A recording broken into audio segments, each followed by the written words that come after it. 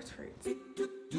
This is a chapter by chapter Bible study series, and we are on Psalms chapter 4. This is the first psalm that prescribes a stringed instrument. You're thinking that David is in the same place mentally and situationally because of the content of this psalm. It's almost like last chapter was a morning prayer, and then this chapter is a night prayer turned into a song. If you weren't here for the study of our last psalm, right now David is currently experiencing the rebellion of his son Absalom, and he is turning Israel away from him. David had to flee Israel. 1. Answer me when I call, God who vindicates me. You freed me from my affliction. Be gracious to me and hear my prayer. NIV, it says, my righteous God. David knows where his righteousness comes from. And I like to see that in David's prayer, he remembers that God has freed him from a lot of things and he's encouraged by it.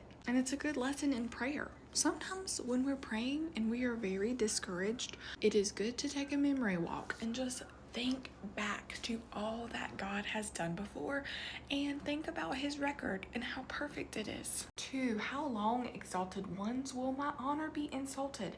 How long will you love what is worthless and pursue a lie?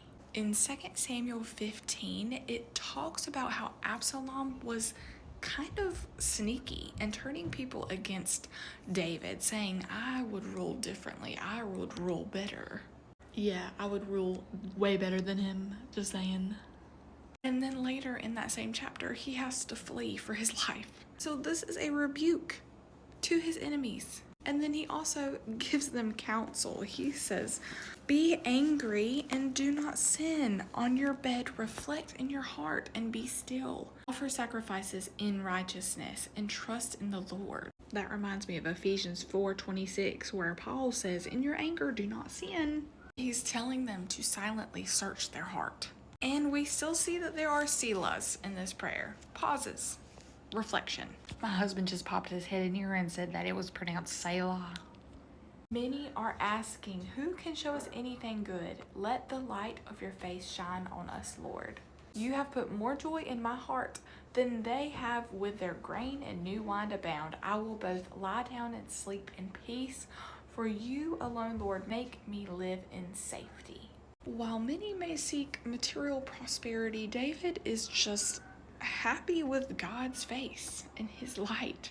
Oh yeah, that's the good stuff. Joy given by God's favor is way better than any material things. Way better than your grain and your new wine, David says. Even though David is hemmed up and slandered by people and his own son, he is still relying on God, his champion defender. Thank you for watching this 4 a.m. I'll see you in the next 4 a.m. when we cover Psalms chapter 5.